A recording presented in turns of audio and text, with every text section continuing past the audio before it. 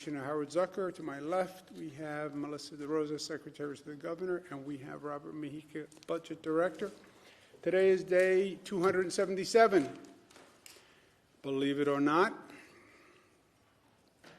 4 important questions that are on everyone's mind. I get asked all the time. Where are we in terms of COVID now? Where are we going in terms of COVID? And when is COVID going to be over? Talk about vaccinations. Sounds like the end is imminent. Fourth question is, what do I get my spouse or significant other for Christmas, Hanukkah, Kwanzaa, other holidays?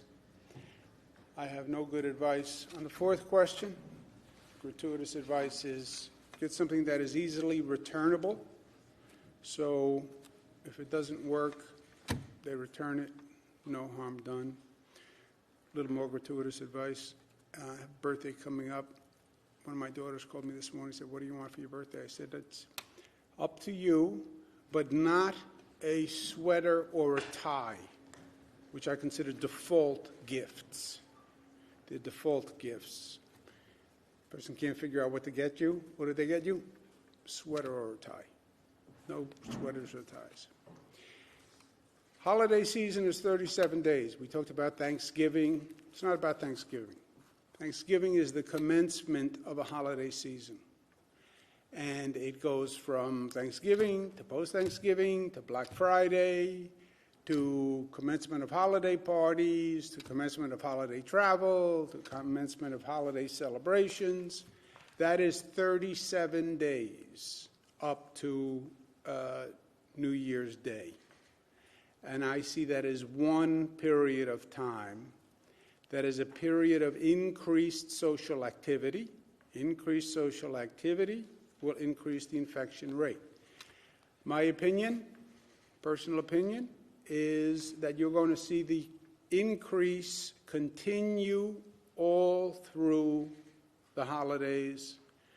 You'll see it continue through January 2nd, and then the lag for the testing hospitalization, which takes you to about mid-January. Question is, how fast do the cases increase? Nobody can tell you because it depends on what people do. It is up to us. There is no predetermined fate. It is a pure function of what New Yorkers do. It's a pure function of social action. What can government do during this period? We can warn people. We can educate people. We can enforce restrictions. We can do testing and tracing. What is the biggest fear? The biggest fear is overwhelming the hospitals, period. That's where we are. And that is a serious, serious concern. We announced a 5-point plan the other day. I'm sure you all recorded it to memory, but for those of you who were out sick, first was managing the hospital system, manage the load of the hospital system. We know the capacity of hospitals, 54,000 statewide. We know it by region. Manage that load. Increase and balance the testing. There's a lot of demands on testing. You have to test nursing homes. You have to test essential workers. You have to test business professionals who have licenses, who have to be tested as part of their work. You want to be fair in balancing that testing. Keep schools open, K-8. Positivity rate in schools is amazingly low and shows that the schools are much safer environments than the surrounding communities, both for the teachers and for the students. Small gatherings are now the #1 cause for spread, and that's new and that is different, and the public has to understand that. Fifth, get ready for the vaccine distribution.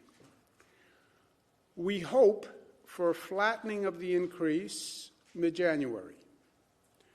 We hope that the increase in social activity is through the holidays. After January 2nd, people settle down, the social activity slows down, the travel slows down, and the increase in the rate slows down. Okay, then what happens after January 2nd? We then turn to how effective is the vaccination program going to be? Because the vaccination program is really the end game here, right? And there are big questions on that. How fast is the vaccination program going to affect? How fair is the vaccination program? How inclusive is it? How many people partake in the vaccination? And how much does the federal government provide for a state to actually do the vaccine? And the percent of participation. You have a very high skepticism rate about this vaccine specifically. You have a high skepticism rate about vaccines in general. Remember what we went through with the measles vaccine, where you had a lot of parents who just did not want their children vaccinated for measles. There's a whole anti-vax movement of people who are skeptical about vaccines. On top of that, you have added skepticism about this vaccine. How long is the plateau? How long is the drop on the other side?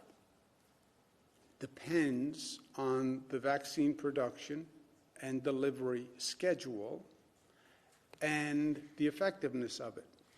When do you get back to the normal economy? Experts will say you need 75 to 85% of the population vaccinated. That is a tremendously high percentage on every level. Administration of it and acceptance of it. There is a range of when the experts will say you can get to that point. Some say as soon as June. Some say not until September. Again, nobody knows because there are too many variables. It may also vary state to state, depending on how well that state does, and depending on the receptivity of that state's population. On the vaccines, we've spoken to the FDA. Dr. Hahn is the commissioner of the FDA. We have a New York panel. The New York panel will review the FDA's approval. Why? Because we know we have existing skepticism about the vaccine. Our panel did not create the skepticism. The skepticism existed, and that's why we created the review panel. Kaiser poll says 60% of Americans are skeptical about the vaccine approval process. Kaiser is not a political organization. Pew poll says about 50% of Americans are skeptical about the vaccine. That is very, very troubling. Because if people think the vaccine approval process was politicized, they're going to be less likely to take the vaccine. You saw the numbers we need to participate. You need 75, 80%. If you start with a public where 50% are skeptical about the vaccine, that's a major problem. To combat that problem, about 7 states said, I understand you're cynical and skeptical about this administration's approval process. We'll set up a New York panel, California panel, to review the approval to help build confidence and to counter that existing cynicism, right? It's not that the states' panels created the cynicism. The cynicism created the states' panels. The FDA and this administration created the cynicism. What happened on hydroxychloroquine created the cynicism. The overt political influence that this administration has shown repeatedly that has been imposed on public health officials created the cynicism. So it is real, and it exists, and every poll has said the same thing. We've also spoken to CDC, Dr. Robert Redfield. We communicated to him, and I believe he understands, this has to be an inclusive process. The Black, brown, and poor community has paid the highest price for COVID. Why? Because it exposed an inherent discrimination in our healthcare system. They live in communities with less access to health care. They had a higher level of pre-existing conditions. Blacks died at twice the rate of whites. Browns died at 1.5 times the rate of whites. COVID testing was at a lower level in the Black, brown, and poor community. I'm not going to enhance and aggravate the discrimination that has already been manifested by now excluding them or discriminating against them in the vaccination process. New York State will not do that. I believe it's unconstitutional. I believe it's illegal. I believe the vaccine should be made available to everyone, regardless of race, income, religion, etc. And we know that the Black, brown, and poor community has already paid a disproportionate price for this COVID virus. And we know the Black, brown, and poor community made up a majority of the essential workers who we relied on to do the most important work for us all through this. We also know that if you don't have the full participation of the Black, brown, and poor communities, you're never going to hit the goal of 75 to 85%. And that means the vaccination process will fail for all New Yorkers and all Americans. We also know that you can't dissuade the undocumented population from participating. Federal guidance has states signing something called a data sharing agreement. Federal government suggests we identify recipients by using Social Security number, passport number, or driver's license ID number. Those are also proxies to determine citizenship. The federal agreement then says they can share that information with other federal agencies. That triggers ICE and Homeland Security. We have lived this fight in New York with the Trusted Traveler Program and the driver's license program, where we know they were trying to get our list to have ICE use it for enforcement actions. And the third variable is going to be the vaccine funding. I'm working with the National Governors Association. The federal government is not providing any funding to speak of for the states to do the vaccinations. Who's supposed to pay for this? How am I supposed to do the distribution? We have a deficit from COVID. You have local governments who are starving and may lay off essential workers. Those are the essential workers you need to do the vaccine program. This vaccine administration could cost the state $1 billion. The federal government has not provided funding to states anywhere near the amount. I've also been speaking to congressional leaders across the board, Senate leaders across the board. If they do a package, there has to be funding to administer the vaccines. It's not enough to say, we'll deliver them to your state. That's very nice. FedEx can deliver them to the state. How do we then distribute it? How do we do the outreach? How do we do the public education? How do we convince 85% of the people to take the vaccine? How do we get into public housing? How do we get into Black and brown communities? Who's going to do this, and who's going to pay for it?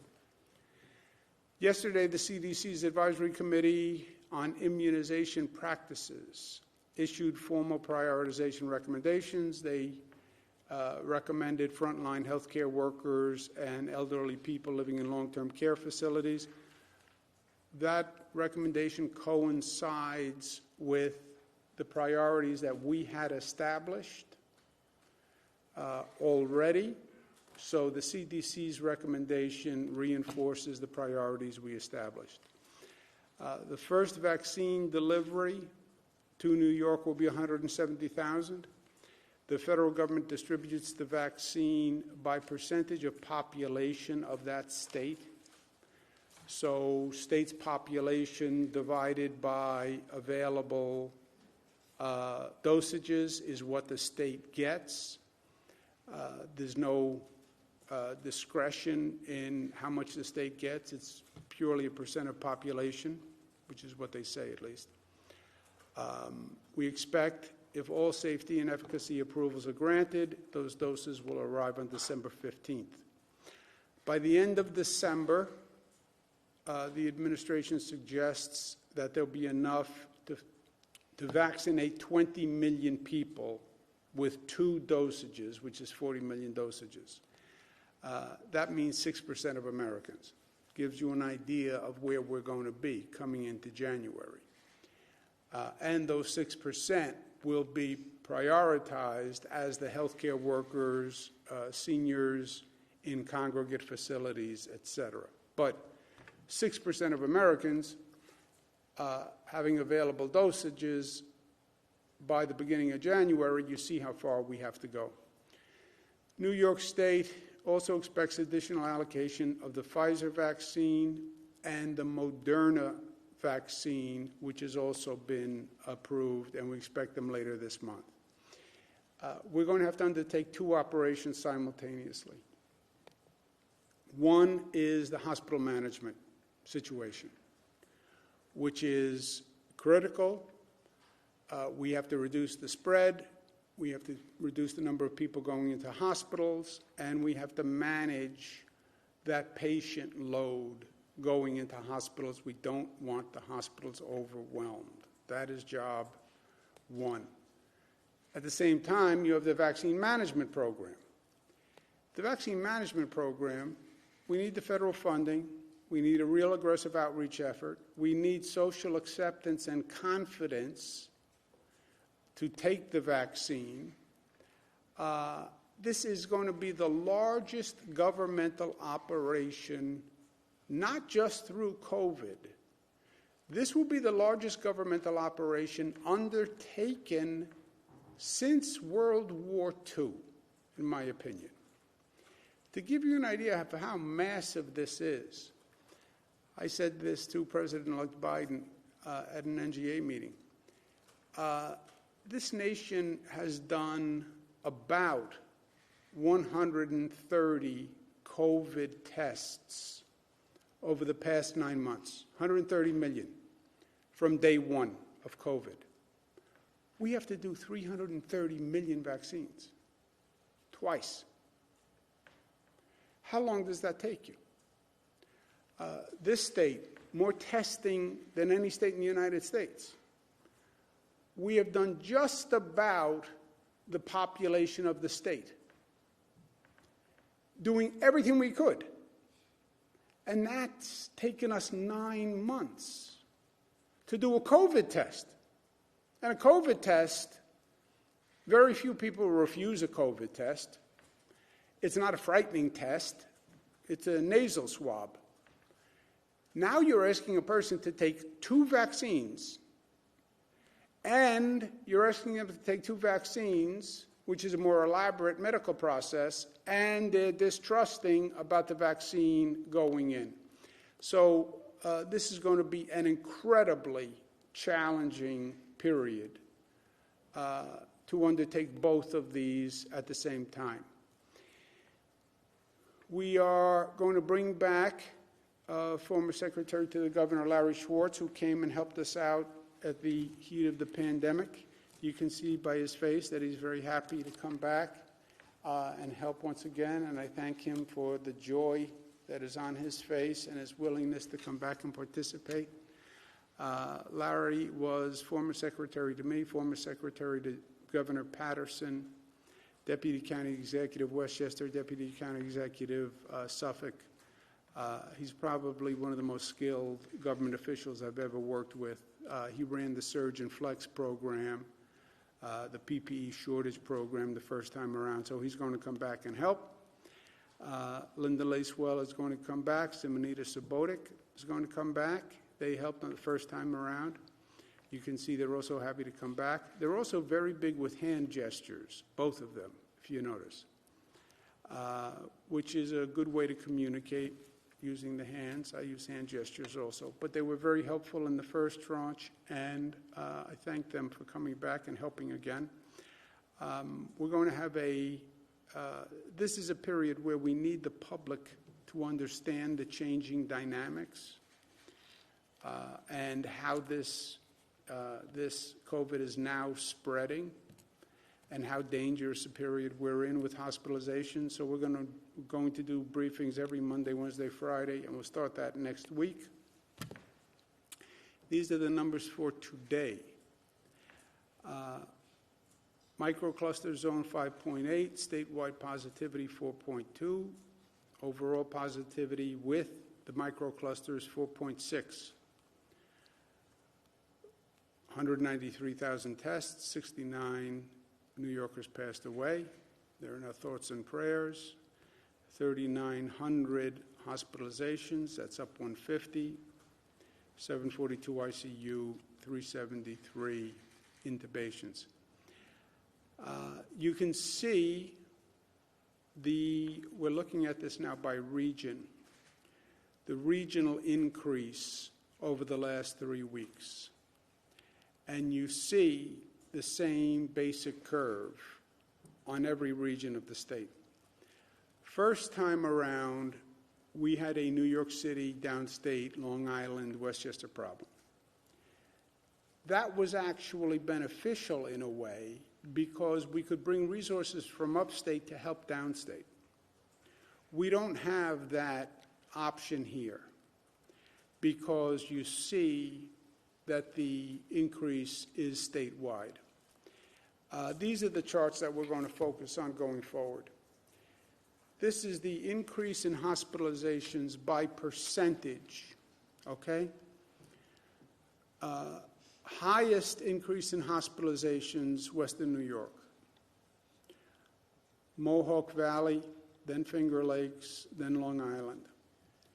Then Central New York, Mid-Hudson, New York City, Capital Region, North Country, Southern Tier, by percentage. And those are alarming percentages. And we take that into consideration. By number of cases, the prioritization shifts for obvious reasons. By number of cases, it's New York City first. 600 additional hospitalizations over 3 weeks. Then Long Island, 366. Western New York, 307. Now, if you adjust for population, you see Long Island City is very high. Long Island is very high. Western New York is very high. Mid-Hudson is very high by population. And it's important to see it both ways because remember, the hospital capacity is roughly relative to the population of the region. So New York City is up 600, yes, but New York City has many more hospital beds. So you have to look at the percentage increase, and you also have to look at the number of cases. Bad news, we have another mountain. I know how much you like mountains. I've heard many of your comments about the mountains. I may make another mountain to symbolize the mountain because I know you like it. That's the bad news. We have another mountain to climb.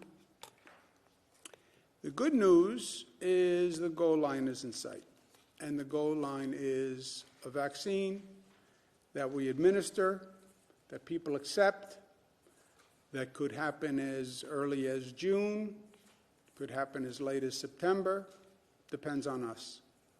Depends on us how many people go into the hospital. Depends on us how many people get vaccinated, how quickly. More good news, New York is starting in a much better place than the other states. We are just starting at a much better place. We have a lower percentage of hospitalizations, lower percentage of hospitalization increase, less burden on our hospitals, pro rata, less of a hospital emergency than the other states. Because New Yorkers have been smart. They did the best job in the country, first time around,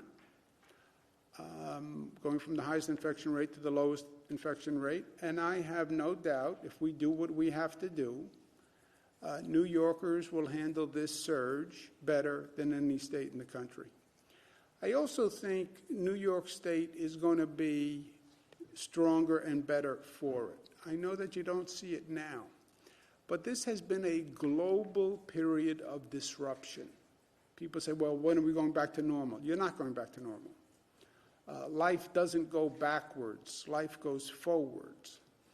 The question is, who finds the opportunity in this period of disruption? You're going to have new business practices. You're going to have new housing practices. You're going to have different development patterns.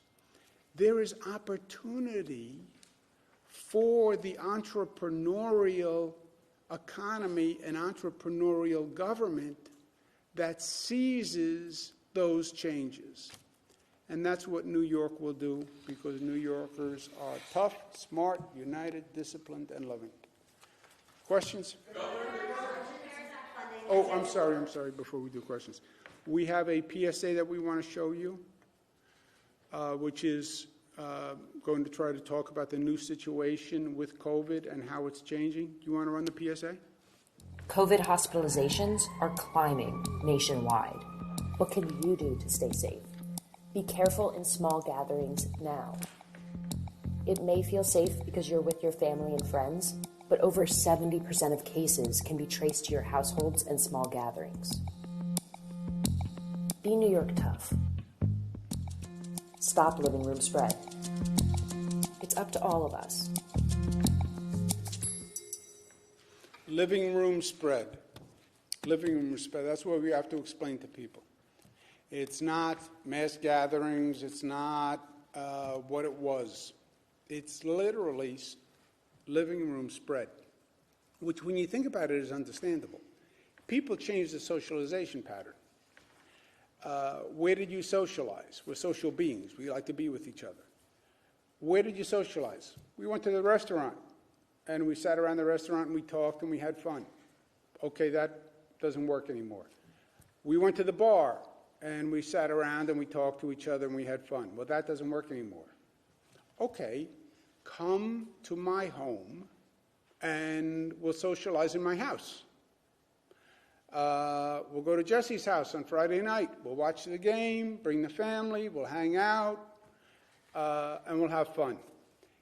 When you eliminated those other options, socialization is not going to stop, especially during the holiday season. It went into smaller gatherings in homes. And that's now over 70%. That concept of living room spread is hard to communicate because the whole orientation is I'm in my house with my family and with my friends. This is my safe zone. I'm sitting in my living room. Of course I'm safe. This is my best friend Jesse. He would never get me sick. It's not intentional. It's not that he knows. He was asymptomatic. I was with my kids. I was with my family. That's where it's happening. That's where it's happening. That's why states, dozens of states, went to no more than 10 people in a home. Kentucky went to no more than 8 people in a home. Trump administration CDC says you should not be in a gathering besides your immediate household with whom you are normally with. That's the CDC. That's Trump. That's why these people who want to play politics with this, whose politics are you playing? It's Trump's CDC. Joe Biden's COVID advisory board says the same thing. The one thing Trump and Biden agree on is this concept of spread in small gatherings. Trump's guidance is more strict than the state's guidance. It's no politics. I mean, you can't dismiss every health official, every Republican health official, every Democratic health official, President Trump, President-elect Biden. I know better than all of them. Okay, maybe you do, but maybe you don't. Who had a question? Governor, there's been a lot of talk in the recent weeks about racial disparities as it relates to COVID, but there seems to be one significant in the city in which you reside that seems to have been unaddressed really for the majority of the year, and that is inner-city violence. Basically, there have been 124 shootings in Albany so far this year. The police chief says 96% of the victims have been black, which I think means roughly we're being shot at like 24 times the rate of other groups combined. And for what it's worth, he also says 96% of the victims or the suspects and arrests have also been black. So why do you think that is, and what can be done about that? Well, look, we have a public safety crisis on top of the COVID crisis, on top of the housing crisis, on top of the employment crisis. And am I shocked that crime went up when unemployment went up and desperation went up and it's harder to find a job and people aren't getting any income? No. Am I shocked that crime went up when we have this almost unprecedented tension between police and the community? No. We've all seen the demonstrations after Mr. Floyd's murder. We've seen the tension between the community and the police. It is real. And I think it's having an effect on the public safety across this state, across this country. You see the same thing in New York City. You see the same thing in cities all across the nation. The police departments are under more scrutiny, under more criticism. Community is more sensitive. Situations are causing an increase in crime. Police are more circumspect. Community is more circumspect about the police. And the relationship isn't working. That's why I said, first state in the country, let's be honest. Let's acknowledge the problem. Let's not skirt around it. The relationship is broken. The relationship between the police and the community is broken. The relationship was based on trust and respect. And the trust and the respect has been broken. And divorce is not an option. Divorce is not an option. Well, we won't have police. You don't have that luxury. Poor communities don't have that luxury. Look, let's be totally frank. Do away with the police. Rich people will have police. They'll hire private security. It's the poorer communities. It's the working men and women who can't afford to hire their own police. We need police. We need public safety. Somebody's coming through the window at 2 o'clock in the morning. You want to dial 911. Somebody has to answer the telephone. And that's why I said in this state, every community has to sit at the table. Bring the police, bring the community together, be honest about the issues and the lack of trust, make the changes you want. Look, let me just add one point. Name one other relationship, one other service that has been basically stagnant for this period of time. Situations evolve, services evolve. The way we educate our children is evolving, right? The way parents and teachers deal is evolving, remote teaching, whoever heard of that? The public safety function has to evolve. Not every call requires an arrest. Not every call requires a police officer with a gun. A lot of calls are social needs, or mental health needs, or substance abuse needs. The old expression, when the only tool you have is a hammer, everything looks like a nail. That's where we are now. Every 911 call requires a possible arrest and a gun? No. How does eliminating police brutality, though, address the problem that we're seeing in Albany and all the cities, but like 16 homicides, over 200 shots fired? Those things are happening among community members independent of police, and police are being reactive at this point, and frankly, they're open about the fact that they're reactive because the calls for service are coming from community member to community member, independent of police getting involved initially. Yeah, but that's always the way, right? There's always an incident in which the police are not involved that generates the need for the police to respond. The question is the response and the relationship and the trust that has been frayed right now. And it has been fraying for years. It ripped after the Floyd murder. Now, you can argue it the other way. Why did it take so long to rip? I mean, the Mr. Floyd murder, we had Eric Garner in New York City, on video, on Staten Island, same basic situation. Why this moment did it rip nationwide? I think it was a combination of all of the stress. I think it was COVID and the economy and young people unhappy and a captive audience. Everybody sitting at home and saw that Mr. Floyd murder on that video. But that's where we are. Be honest and then say we have to fix the relationship because we do need police and we do need public safety. But it's time we come to the table and we reimagine what public safety is. And I don't think every response is a person with a gun. I don't.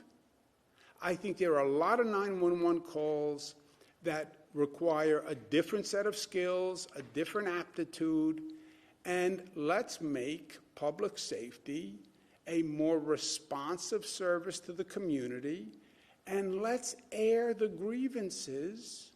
What use of force policy do you want? What openness and transparency of records do you want? What is the process that you think a police officer who is accused of doing something wrong, what should the process be that you will trust? That has to be talked through. And that's going to be different in Albany than it is in Buffalo, than it is in New York City. And that's why I said do it community by community. But do it.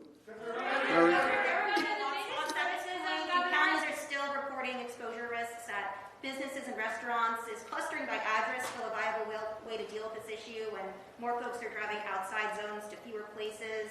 And how are you ruling out whether something is living room spread or someone catching it at work or in the community and then bringing it home? And I was also just looking for an update on the CARES Act funding and budget from the budget director. Go ahead. So on the budget, as you know, we had a $14 billion revenue shortfall. We still have a $10 billion budget gap, which we released in the last financial plan update. On spending of the CARES Act funds, the federal government gave us approximately $5.1 billion. We're spending right now close to $7 billion. So we're allocating those funds throughout the year. The CARES Act funds expire on December 30th. So we'll fully allocate the full 5.1, And then the additional funds, we are looking for other federal revenue streams, FEMA reimbursements, and if not, they'll just add to our gap, which currently we're waiting for the federal government to provide additional resources to deal with that revenue gap. So that's presently where we are. We still have over a $10 billion revenue gap. We'll fully expend all of the CARES Act funds.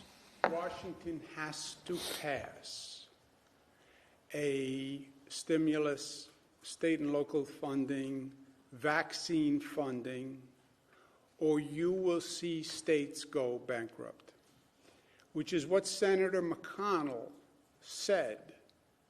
Let the states go bankrupt. When states go bankrupt, the nation goes bankrupt. I talk to governors all day long. They're all feeling financial pressure. This was a political argument that had nothing to do with reality. The election is over. Businesses need help. Americans need help. We have to administer a vaccine policy, stop the politics. We use contact tracing data. We have tens of thousands of reports from people who tested positive, who said where they believe they got it. Sometimes they're right, sometimes they're wrong, but the base is so large, tens of thousands, that it is significant and indicative, if imperfect. Jesse? Governor, on the issue of vaccines... I didn't mean your house, that we're coming to your house in general. I certainly hope But it's just down the block, and I thought it was convenient. it would be convenient. Leaving that aside for a moment, so the 170,000 doses that the state will be receiving by the 15th of December, can you walk us through some of the other batches that you're anticipating? And you said that basically the CDC had echoed your own kind of plans to distribute this. Can we anticipate that those early doses will go to nursing home residents and healthcare workers? Answer to the second part is yes. That those were the priorities we established in the plan. CDC had this ACIP panel, whatever they call it, came up with the same recommendations that our plan made. The 170,000 doses, who knows the numbers? After the 170,000, we may get a Moderna second batch, but we don't know what the numbers are on Moderna. 170 is just the Pfizer, the first allocation of Pfizer vaccines. We expect additional allocation of Pfizer vaccine in December, and then we expect a Moderna allocation as well. So this is just the first tranche of Pfizer to New York. It's 170,000 doses now, then we get another 170,000 doses in 21 days for those same 170,000 people who get the first round of Pfizer. So it's 2 doses. But do we know anything about the additional tranches that are coming? So we have general ideas, as the governor's slide laid out, how many nationwide we expect in December. But this is of the first tranche of Pfizer. This is New York's allocation of that. So it'll be 170,000. Those people will be vaccinated, and then the second batch will... Second, third, fourth. Exactly. It's 170,000 twice. It's not half of 170,000, in other words. They have 170,000 doses. They have the second 170,000 doses for the second dose for those people, basically in hand. It comes like 21 days afterwards or something. Obviously, there's more than 170,000 nursing home residents and or healthcare workers. How are we determining who those 170,000 people will be? Well, the first tranche will be who has the numbers on the healthcare workers together with, the healthcare workers have tranches. They have delineations of healthcare workers who are in the most imminent danger situations, emergency rooms, et cetera. You then have nursing home residents and nursing home staff, right, which is at the top of the first tranche. Nursing home residents, we say, are how many? 85,000. 85, and nursing home 130,000. staff, 130. So you have 80 residents of nursing homes and 130,000 staff. So you're at 210 just to do nursing homes and staff. Right, but obviously that's more than 170,000. Yes, so you won't get to that, you won't complete that in the first 170,000. Now, again, 2 weeks later, we're supposed to get a Moderna tranche. They haven't given us a number yet, but you're right. The 170 doesn't even cover the first tranche, and that's why Jesse, I put the number, the end of December, by their planned distribution, you're only at 6% of the population nationwide. If you're 6% of this state, you're not going to be out of those first tranches of nursing homes, nursing home workers, healthcare workers. Excuse me, guys. Excuse me 1 second, and just talking over everyone else. Let's hear you. No one's going anywhere. We'll answer the question. On the 70% of infections coming from indoor gatherings, where are those statistics coming from? Rob, you want to do? The contact tracing data. So we've been able to contact trace the data. We had about 140,000 infections between September and November 20th. The data we've been able to track about 20% of those to a specific source, and that source goes back to households and social gatherings that are not following the rules. Does that change your thinking on bars and restaurants, salons, things like that? Yeah, well, what's happening, that's why we're looking at the data. First, the salons and the gyms have new protocols and fewer attendees, frankly, and fewer people can go to a gym, and the nail salon workers have to be tested. You are seeing a reduction in the cases in nail salons, gyms, net reduction in restaurants, large gatherings, because the social behavior has changed. You know, this is a case of first impression for everyone, but you think back, you could sort of understand what happened. You go to a restaurant, you have to sit there in a mask, you have to sit distanced. You normally go to a restaurant not just for the food, right? You go there to socialize and hang out and spend time. It's not conducive to that anymore. It's not conducive to do that in a bar. Well, then let's just go to somebody's house. And that's what people are doing. And I don't want to be in a large group, so let's be in a small group in the house. 15 people, 20 people, we'll watch a ball game, and it's just us. You know, we all know each other. There's a false sense of security in that, you know. There's a real false sense of security. I feel it with myself. You know, my daughters are coming over. Yay, my daughters are coming over. Yeah, your daughter could infect you. Oh, she would never do that to me. One of them might. She would never do that to me. Yeah, except it's unintentional. And, yeah, you can be best friends. It can be your daughter. It can be your spouse. But people have migrated to small gatherings. And that's where the spread is. And Governor, thank you very much. I have two questions on nursing homes. To date, the biggest criticism we've faced through this is regarding nursing homes during the pandemic. It's been more than 100 days since the hearings took place with the state legislature, a bipartisan effort to find out the problems in nursing homes.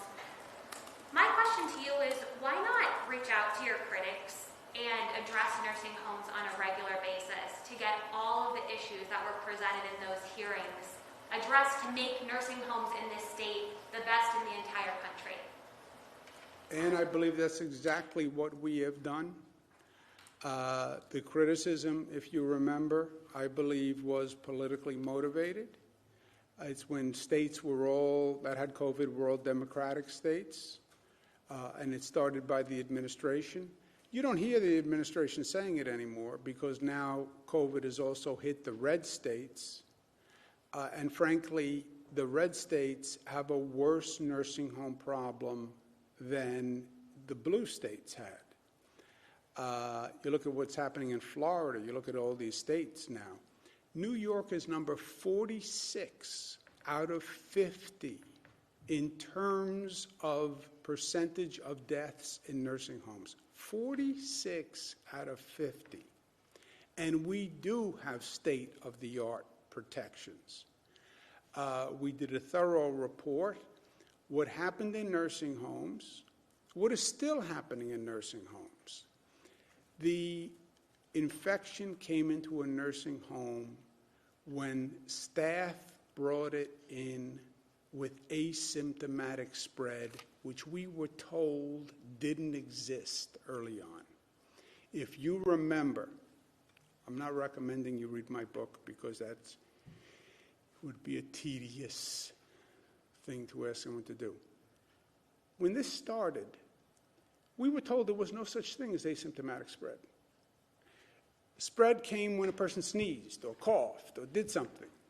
That's where spread came from. And that's what people were told. 3 months later, they say, oh, no. The spread can come from asymptomatic. Yeah, so now you had all these staff walking into the nursing home. They're not sneezing, they're not coughing. You had family members going to visit people, not sneezing, not coughing. That's where it came from. Did you want to make a point? No, I would just also add, Ann, there have been many, many steps that we've taken since the spring when the pandemic first began and lessons learned that we've made to try to make nursing homes even safer, including things that we've been criticized for by the same publications and opponents for doing because they said they were too strict. Banning visitation except when a nursing home has been 14 days clear without a single case, requiring twice weekly testing of all staff. We're now also requiring a test of any visitor that comes in. So we are being most aggressive, I think, than any other state in the country. There are some states, like Massachusetts, who are now moving to say no new admissions, period, into nursing home. The problem you have then is where do those people go? We are not allowing anyone to be discharged from hospitals into nursing homes unless they have a negative test result. Last week in Buffalo, there's an article about 75% of residents in a single nursing home have COVID. There's only one way that can come in because that particular nursing home has a restriction on visitation, and that is through staff. So we are continually staying on top of them on PPE. There's a requirement that every nursing home has to have 60-day supply PPE. They have to attest to that every single day in our HERD system. We're also requiring that they wear face shields, and we're doing everything that we can in terms of visitation and in terms of staff testing. Sorry, Dr. Zucker, did you want to add something? So, Governor, okay, a report that we did found on the numbers, because that's another thing that we've been asking Dr. Zucker for. You know, in order to improve, you have to just be honest about what happened. Dr. Zucker says that you're working to come up with the numbers of deaths. Why not just update us on this regularly? And you know, you said it's made into a political thing. Why not just say who cares about the politics? Just update us on this on a regular basis and let us know where you're at with coming out with the numbers. And you know, make nursing homes a part of the briefing every time you have one. I mean, there's so many issues in nursing homes. We could talk about it every time. Yeah, well, you can talk about nursing homes, you can talk about schools, you can talk about prisons, you can talk about living room spreads, you can talk about bars, you can talk about restaurants, you can talk about the vaccination program, you can talk about hospital capacity. That's right. You can talk about all of these things every time, and we try to. On the number, the one number that you cannot get past is that New York is number 46 out of 50. Yes, people died in nursing homes. People are continuing to die in nursing homes. As we go forward, people will die in nursing homes. No state is doing more than this state is doing. And you can't get past the number. I don't care what your political motivation. 46th out of 50. 46 out of 50 states. You can't get past that number. Go ahead, Nick. On hospitalizations, is there any region in the state at this point that is reaching that critical mass that you talked about a few days ago? And also on vaccines, should there be any consideration as that distribution gets underway for people who may have difficulty with either their job or childcare to make sure that they can still go and get a vaccine, either they don't get penalized for missing work or for missing hours of work, things like that? On the vaccines, my goal for this state is to have the fastest, most effective vaccination program in the United States. I believe this state has the capacity to do that. I believe if you look at our apparatus and our ability to mobilize, and our ability to work quickly and effectively, I don't think any state can beat us.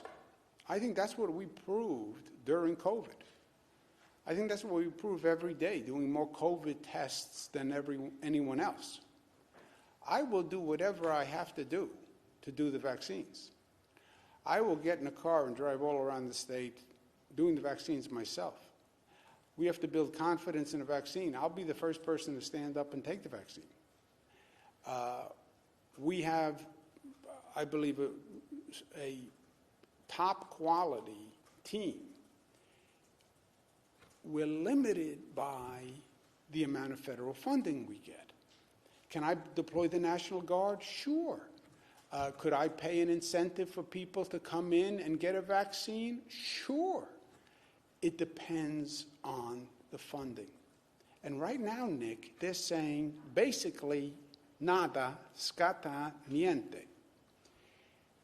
We already have a deficit of $2 billion from the previous COVID treatments.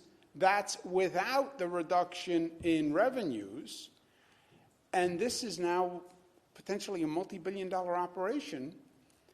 We have no way to pay for it. So if we get the federal funding that's anywhere fair, then yeah, we can be all sorts of creative. How much do you need? We're doing an estimate for the NGA now, where we're doing state by state, but the nationwide estimate is about $8 billion. This state, you could estimate to do a real outreach education campaign, $1 billion. And we just don't have it. On the capacity on the hospitals, the capacity, our plan is called Surge and Flex. The capacity can flex. We have flexed it's like an accordion, the hospital system, okay? We just expanded the Western New York hospital capacity by ending elective surgery. That, in essence, opens beds and expands the capacity of the hospital. The second expansion on the accordion is you go to a mandate increase beds by 50% in every hospital. It is traumatic for the hospital. You have 100 beds, you now have to go to 150 beds. But we've done that before. That's the second expansion. The third expansion is field hospitals, which are virtually, we now have a capacity to build them. The limit there is going to be staff. We can build more than we can staff. The only region where we have increased capacity so far is Western New York with the ending elective surgery. If we get close to max in any other region, we will end elective surgery. At this point, we're not doing that in any other region. Let's take one more, Mr. John. Governor, your vaccination plan, it not only does it prioritize, healthcare workers, et cetera, it prioritizes geographic areas that are having, a more difficult time with COVID-19. So with this first batch of 170,000, a relatively small amount, you have a lot of areas that are having a hard time with COVID-19 right now. How are you going to choose geographically where these 170,000 doses go? Yeah. Does anyone have information on that? We think that with the 170,000 allocations and the way they allocate it, we'll be able to cover all of the nursing homes and all of the residents with this first batch, based on the new data that we're getting from the federal government. So we'll be able to cover every nursing home in the state and all the residents and all the workers at all the nursing homes with the same allocation.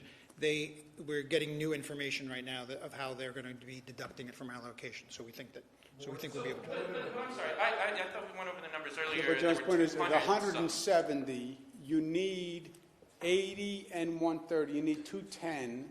We're getting 170. So we would need the Moderna in 2 weeks we're supposed to get a Moderna shipment, which would be at least the 40,000. So between the 170 and the Moderna, we would cover the entire nursing home and worker population. So is that only, so not hospital sorry? workers, No. not healthcare workers? So No, you the don't. first batch is going to be exclusively nursing homes? Well, you have nursing home and workers.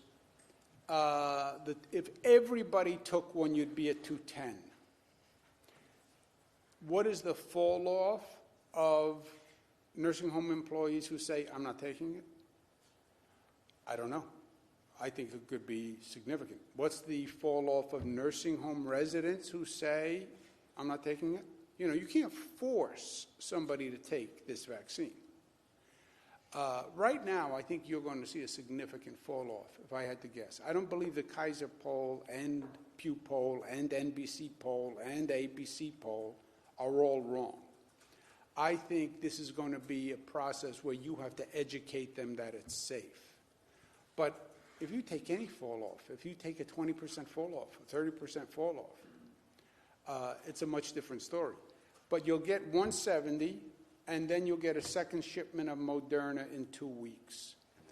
Go ahead. It's right? Yeah, and then there's another shipment of Pfizer coming, so it's on a rolling basis. Just to build on that, your own plan says healthcare workers, clinical and non-clinical, and patient care settings, and it says ICU, emergency department, and EMS are top priority. So in this first tranche, you're looking exclusively at nursing homes and workers and residents. And can you talk about why? And sort of as a relation, will the state develop a list? You know, Dr. Zucker, he's doing COVID intubations. He's top on the list. Dr. Cuomo, he's just doing foot surgeries. He probably doesn't need it as soon as Dr. Zucker does. Does the state develop that? How do we deal with that? We have looked at this, and this is where the prioritization of different healthcare workers, those in the ER who are exposed to patients coming in, ICU as well. So we are addressing this is the prioritization. But as the governor mentioned before, it doesn't mean that every person in a nursing home is going to get it because it has to be consent. So we're looking at all of this. So there may be more vaccine that originally was going to be in the nursing homes. Now it's going to go to the essential, to the healthcare workers. On Friday, I think we have to tell the feds where we want this to go. Is our hospitals going to be a main distribution point? What percentage will go to hospitals versus nursing homes? In that first part was healthcare workers and the long-term care facilities. That's what fell into the first group. So that's the Tranches go like this. It goes the nursing homes and nursing home workers. There's also a tranche of congregate care facilities, which are right under nursing homes. Healthcare workers wind up having priorities. So if you are a emergency ICU worker, emergency room worker, you're at the top of the healthcare queue. Because how many healthcare employees are there? 600,000 healthcare workers. So when do you get to 600,000 healthcare workers? You have to prioritize the healthcare workers. And it's going to start with emergency room, ICU, people working with COVID people. But those workers come after the nursing home staff and residents. After the nursing home staff, because the seniors, what CDC says, what we said is seniors, long-term congregate facilities, and then healthcare workers within that 600 prioritized by exposure to COVID. Is that right? That's right. The point on the allocations is that they're going to cross over. So while you're still doing the first allocations because there's double doses, you're going to be getting the next allocations on top of that. So within those same weeks, you're going to be multiplying the number of people who you're vaccinating.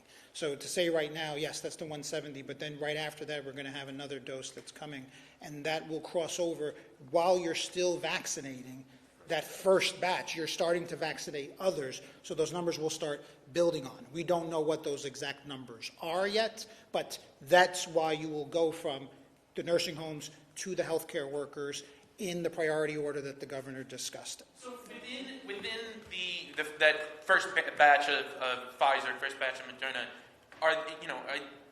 nursing home patients nursing home residents and workers are prioritized, are they also going to be prioritized in areas with high prevalence of COVID first within that 170 batch? Well, I think the point was that we think that we're going to be close to being able to do all, right? So I think we're very close to be able to do, so the governor's point is that we'll be able to do, with that first allocation, we should be able to do all of the nursing homes, all the residents, and all of the workers, so you're not picking and choosing. Go ahead, doctor. Go ahead. You have to remember that we, 24/7, we look at any cluster in a nursing home. If someone comes in to a nursing home, a staff member, and brings it in, we want to be sure that all of those residents are protected, even if there was no one in that nursing home that had it yet. So we want to protect all the residents there, want to protect the staff so that they aren't bringing it in. What you do know is this, John, just to clarify, what you do know is this, John. Between the 170, maybe the 170 itself does all the nursing homes and staff, because you're going to have a fall off on the number of people who are going to take it. And again, I'm afraid of that fall off, because they're saying you have to get to 75, 85%. I don't think you're going to be anywhere near that in the beginning. So you might be able to do it on just the 170. For sure, you'll be able to do it with a tranche of Moderna, which is supposed to be right around the corner. And then they say there will be a constant every 7-10 days, another shipment, another shipment, another shipment, so it'll be on a rolling basis. What should happen if a nursing home patient or worker declines to take the vaccine? You can't, we talked about this, you can't mandate that somebody takes the vaccine. Or we're not mandating, and I don't think it would be successful, if you said, I think you'd have months of court battle. You must take the vaccine. We're trying to do it the other way. Education, show that it's safe. The New York panel, we're putting together a public relations campaign where people are going to take the vaccine publicly to show people that it's fine.